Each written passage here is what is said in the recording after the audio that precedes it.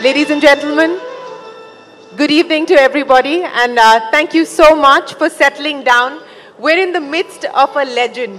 आशा जी, मैं ये बता नहीं सकती कि कितनी गर्व की बात है हमारे लिए कि आज आप यहाँ पे हैं हमारे साथ इस मंच पे. Ladies and gentlemen, a big round of applause for Asha Bhosle. We can do better. A standing ovation is what a legend like her truly deserves. So, Asha ji, जो प्यार झलक रहा है यहाँ पे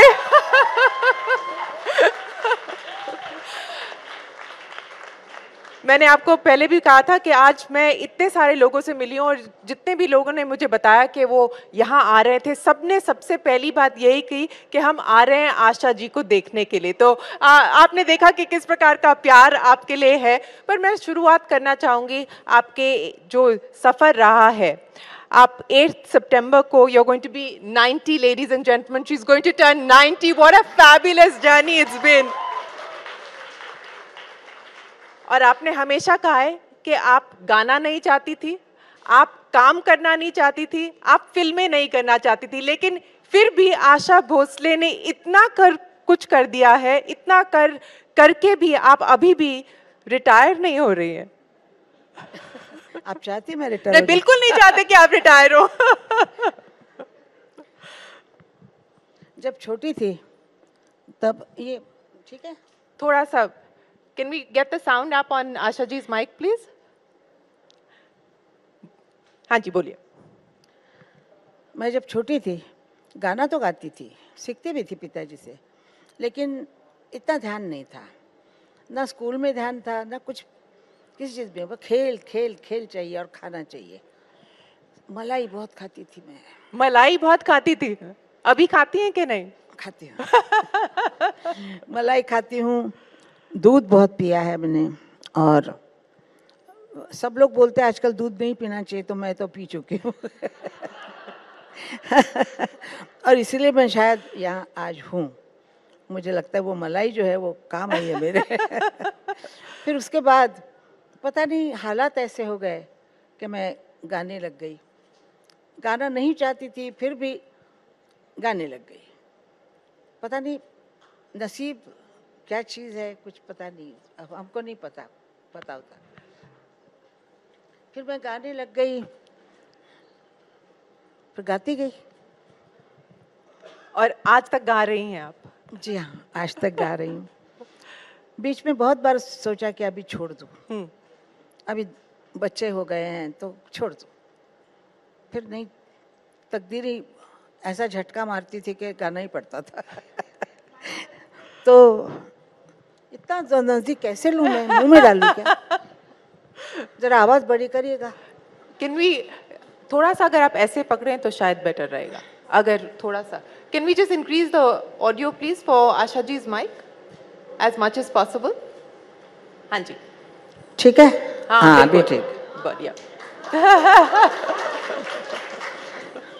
तो फिर से गाने लग गई, फिर से गाने लग गई और गाती रही हूँ और गाती रहूँगी. गाती रही हैं और गाती रहेंगी. और आज जब हम बात कर रहे थे, आप अब दुबई जाएंगी, अपना जो 90th बर्थडे है वो आप सेलिब्रेट करेंगी एक शो के ज़रिए.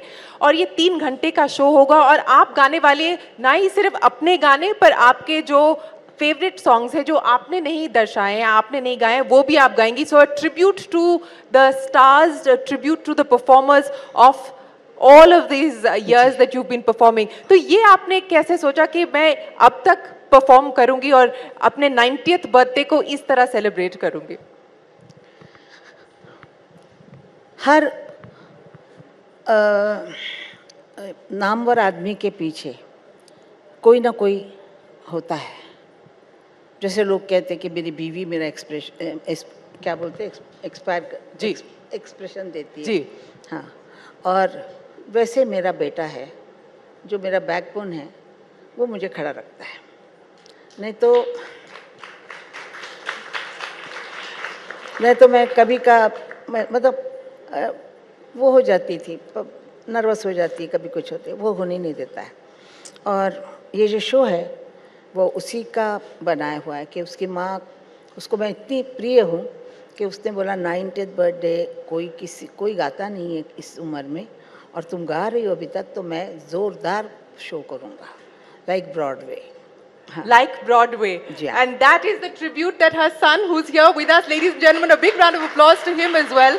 Thank you so much for giving all of us an opportunity to basically see her in action, in live action once again. Asha ji, आपसे मैं ये पूछना चाहूँगी, मैंने आपका एक पुराना इंटरव्यू देखा था, ये 1991 की बात है, और 1991 में आपसे जब पूछा गया था कि आप कैसे देखती हैं अपने सफ़र को, और आपने कहा था, मैं जैसे बिल्डिंग की 7वीं मंजिल होती है उस पे बैठ के देखती हूँ कि एक डिस्पैशनेट ऑब्जर्वर की तरह देखती हूँ कि मेरा किस प्रकार का सफ़र रहा है। आज 90 इयर्स ऑन आप किस प्रकार से अपने जर्नी और अपने सफ़र को देखती हैं?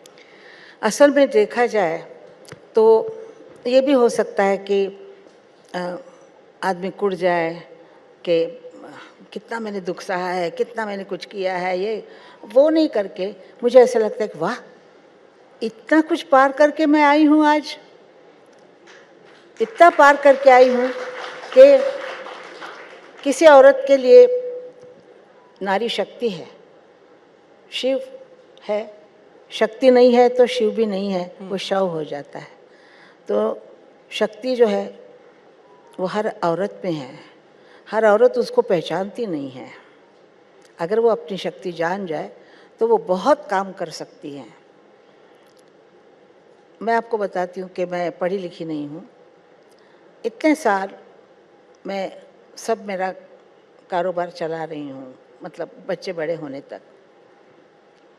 कितना मुश्किल है कि एक औरत, अकेली औरत, 3 बच्चों को बड़ा करना, उनको स्कूल भेजना, उनके लिए खाना पकाना, उनके कपड़े देखना, उनको क्या संस्कार देने हैं, क्या नहीं करना है, ये सब देखते हुए फिर दिन रात काम करना है। रिकॉर्डिंग जाना है 10 बजे, रात के 2 बजे आना है। ऐसे मैंने लाइफ झेली है। फिर उसमें भी लोगों के, आपको जानती हैं, ताने वाने सुनना, उसको भी हंस के मज़ा लेके ताने सुनना करना, और जैसे इग्नोर करना दुनिया को, ऐसे इग्नोर किया मैंने, और मैंने अपना काम करती गई।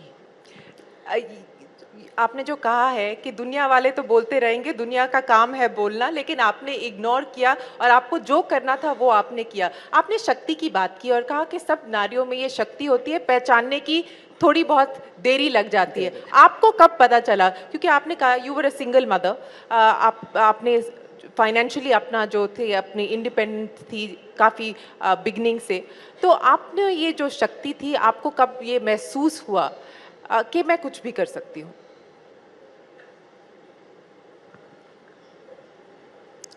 काफ़ी लेट हुआ, मतलब 19-20 साल में ये मुझे लगा कि मैं, जब मुझे मतलब अलग हो गई, कर दिया, फिर उसके बाद मैं अकेली खड़ी थी सड़क पे, और मैं सोच रही थी मैं अब कहाँ जाऊँ, क्या करूँ। तो एक अपना गला ही अपने साथ है, तो फिर आगे काम चलाती रही, और बच्चों को लेके कैसे मैंने क्या ज़मीन, कैसे फ्लैट लिया, क्या किया, काफ़ी लंबा मामला है, तो ये मैं छोड़ देती हूँ। लेकिन मैंने बच्चों को बहुत अच्छी तरीके से बड़ा किया, क्योंकि मैं काम करती थी ही उनके लिए। मुझे अगर कोई पूछे कि तुम किस लिए काम करती हो, तो मैं बोलती थी मुझे पैसा चाहिए, क्योंकि मुझे बच्चों को बड़ा करना है, सिर्फ गाने से खाना नहीं मिलता है, तो मुझे पैसा चाहिए था, क्योंकि पैसा बिल्कुल नहीं था मेरे पास। तो पैसे के लिए मैंने काम किया, जो काम मिला वो करती गई। इस बेटे के बाप ने मुझसे कहा था कि दाने फेंकते जाओ, कभी ना कभी पेड़ आएगा ही आएगा, कोई ना कोई पेड़ आएगा, ये उन्होंने कहा था। और एक बात कही थी कि अगर खाना नमक के बगैर हो तो नमक के बगैर खा लेना, लेकिन पड़ोस में जाके नमक नहीं मांगना। तो ये 2 चीज़ें मैंने संभाली।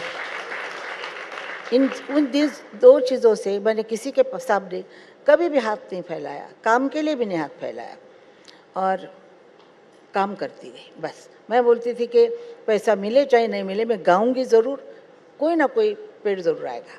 तो ऐसा ही हुआ, कोई ना कोई अचंभे से गाना चल पड़ा और फिर आशा भोसले सबको पता हो गई। बिल्कुल। और आशा जी, मैं आपसे ये जानना चाहूँगी कि जब हमने आपकी अभी फ़िल्म देखी और इतने सारे जो फ़िल्म स्टार्स हैं जिनकी आप आवाज़ बनी है, मधुबाला से लेके माधुरी दीक्षित तक, उर्मिला मातोंडकर से लेके ज़ीनत अमान तक, और इतना बड़ा आपने जो सफ़र तय किया है, लेकिन आपकी एक जो डिस्टिंक्ट क्वालिटी रही है, और काफ़ी कंपैरिजन्स भी होते रहे होंगे आपके और लता जी के बीच में, लेकिन आपने एक कॉन्शियस डिसीजन किया था कि वो उनका स्टाइल है, आपका स्टाइल अपना होना चाहिए। तो ये आपने कैसे अपने जहन में ये तय किया था, और उस स्टाइल को आप फिर कैसे होन करती गई? क्योंकि इतने सारे किरदारों के लिए आपने आवाज़ दी है, इतनी सारी महिलाओं के लिए आपने आवाज़ दी है, तो वो प्रोसेस कैसा होता है कि अब मैं ज़ीनत अमान के लिए कैसा गाऊं, माधुरी दीक्षित के लिए कैसा गाऊं, मधुबाला के लिए कैसे गाऊं? बचपन से हम बहनों की आवाज़ एक थी, तो मैं अगर उसके जैसा ही गाती तो मुझे कोई नहीं बुलाता। वो अगर बोलते कि जी लता है तो आशा का क्या काम है, आशा तो इतना अच्छा नहीं गाएगी लता जितना गाती है, ऐसे तो लोगों में होता ही है। तो हमारे में कहावत है कि नकटं व्हावं पण धाकटं होऊ नये, मतलब नकटा होना अच्छा है लेकिन छोटा होना, बहन छोटी बहन जो होती है ना उसको हमेशा छोटा गिना जाता है। तो ये हमेशा से हुआ है। तो मैंने अपनी स्टाइल बदल दी, कहा कि दीदी जैसा नहीं गाना है, दीदी जैसा उसको नकल नहीं करनी। आज बहुत नकलें होती हैं उनकी, तब से लेके नकल हो रही हैं। तो नकल होती है, असल होता है। तो मैंने अपना असल बनाना चाहती थी। मैं आशा भोसले अपना नाम कायम करना चाहती थी। तो इसलिए मैंने अलग अलग देशों के गाने सुने, अलग अलग इंग्लिश बोलते इटालियन, स्पेनिश, कोई भी मैंने ये संगीत छोड़ा नहीं। और मैंने सुनती गई और अपने आवाज़ को चेंज करती गई, अपनी भावनाओं को उनको देख के सोचती थी कि ये कैसे गा रही हैं, ये कैसे करना है। ऐसे करते करते फिल्मों में मैं वही करने लग गई और लोगों को कहा ये बहुत अच्छा स्टाइल है, ऐसा कोई गाता ही नहीं है। और ये बहुत अच्छी बात हुई कि मेरे स्टाइल का गाना कोई भी नहीं गा सकता था उस वक्त। तो मुझे अच्छा लगता था। लोगों ने काफ़ी ट्राई तो किया है लेकिन ट्राई तो सब करते हैं और उसमें कोई तकलीफ नहीं है। अगर कोई अच्छा कुछ करना चाहता है, अगर वो नकल भी करता है तो अच्छे के लिए करता है। मुझे इसमें कुछ नहीं है, मेरी जलने की आदत नहीं है। हाँ। कि ये ऐसा हुआ तो वो मुझे चाहिए, ऐसा वैसा, वो नहीं है। मुझे ऐसा लगता है कि जिसके नसीब में जो है उसको मिलेगा। मेरे नसीब में था, मुझे मिला कि नहीं, क्योंकि मेरे नसीब में था। मैंने मेहनत की, बहुत मेहनत की, मैंने बहुत दुख काटे हैं, लेकिन मिला मुझे। ऐसे सुंदर बच्चे मिले, ऐसे सुंदर पोता पोती वगैरह मिले हैं, सब अच्छा है। मुझे जलन नहीं किसी से। मैं खुद ही बोल रही हूँ, मैं बड़ी दिल की औरत हूँ कि मैं अगर चाहूँ तो मेरा प्रेशस चीज़ होगी ना, मुझे मालूम है कि इससे मेरा बहुत नाम होने वाला ये है, वो मैं उसको छोड़ के आ जाती हूँ। मैं इतनी बड़ी ईगो नहीं है। ईगो नहीं है, इसलिए मैं लोगों को बहुत पसंद हूँ। लोग मुझे गाने से ज़्यादा पर्सन से पसंद करते हैं। आशा भोसले मैं कैसी हूँ वैसे उनको पता है कि ये बहुत साफ बोलने वाली औरत है, ये सबसे मिलनसार है, सब है, वो उनको पसंद है। मैं इसलिए उनके घर की सदस्य बन गई हूँ। गाना सुनते हैं वो, गाने से मेरे को पहले जाना है, लेकिन बाद में घर का सदस्य बना लिया है। बिल्कुल घर का सदस्य है। और I think you are the subconscious of the nation. अगर हमें प्यार हुआ किसी से तो आपका गाना मन में आता है, दुखी हुए तो आपका गाना मन में आता है। जो भी एक इमोशनल जो जर्नी होती है हमारे जहन में, आपके गाने तो ज़रूर याद आ जाते हैं। लेकिन आशा जी, मैं आपसे ये पूछना चाहूँगी, आज आपकी ग्रैंड डॉटर यहाँ पे है, she is also attempting to get into the music business and आप उनसे क्या कहती हैं जब आपकी कॉन्वर्सेशन होती है? वो कहती हैं कि उन्हें भी आपके जैसे बनना है और आपके जैसे सफ़र करना है, तो आप उन्हें क्या कहती हैं? वो मेरे से बहुत ज़्यादा टैलेंटेड है। आपसे ज़्यादा टैलेंटेड है? क्योंकि वो कथक डांस 5 साल से सीखी है, उम्र की 5 साल से। वो कथक में एकदम ठीक है, मॉडर्न डांस में भी अच्छी है, एक्टिंग भी करती है, गाना भी गाती है, तो मुझसे ज़्यादा उसमें है। बिल्कुल बिल्कुल सुनेंगे, बिल्कुल सुनेंगे। I heard you. I'm walking up to her because this is your grandmother has said that you're आज as talented as her. So आज तुझा आवाज चांगला नाही, गाणं गाऊ नकोस. she's already giving you instructions on stage, is it? A tribute to your grandmother.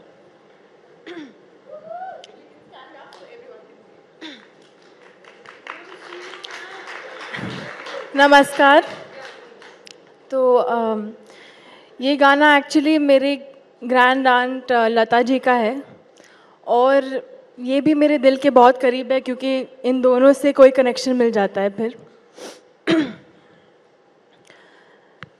अजीब दास्तां है, कहाँ शुरू कहाँ ख़त्म, ये मंजिलें है कौन सी,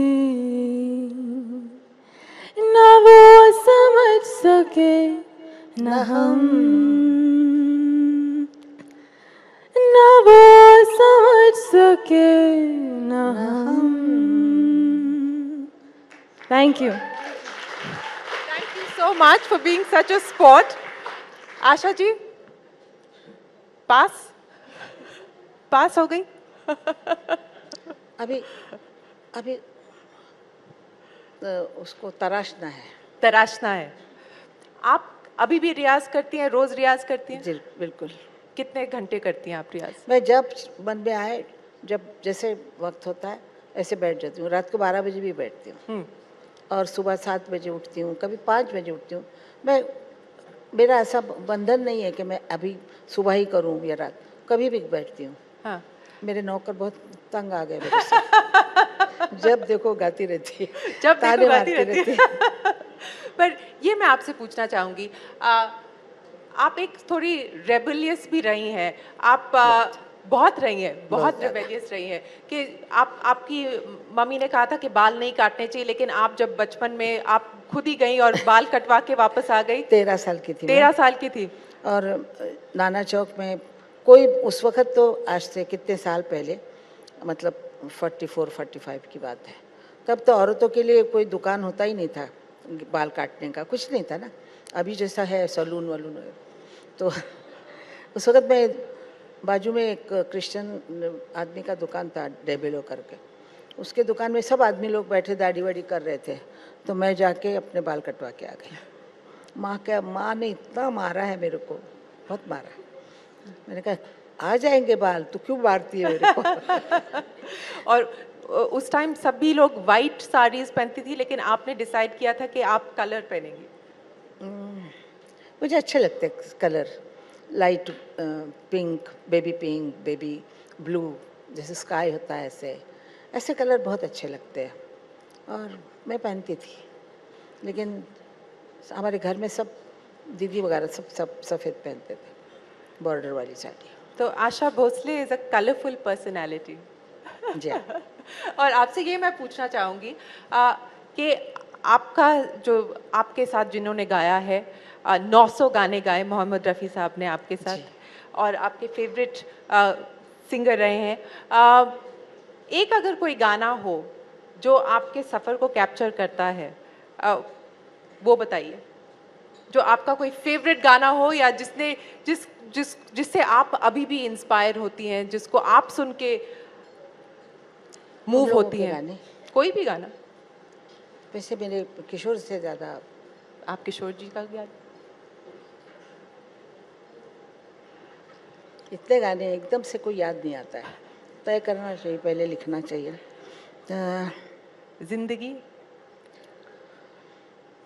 जिंदगी के सफ़र में गुजर जाते हैं जो मकाम, वो फिर नहीं आते, वो फिर नहीं आते। जिंदगी के सफ़र, गला ज़रा, जिंदगी के सफर में गुजर जाते हैं जो मकाम, वो फिर नहीं आते, वो फिर नहीं आते। Asha ji, thank you so much. Ladies and gentlemen, we have to do this. We have to do this for Asha Bhosle. She turns 90 on the 8th of September. Can we all sing a very happy birthday to her in advance? Ladies and gentlemen, happy birthday to you. Happy birthday to you. Happy birthday, dear Asha ji. Happy birthday to you. Thank you, thank you, Thank you, ji. Thank you so much, Asha ji. Ladies and gentlemen, a big round of applause for the legendary Asha Bhosle.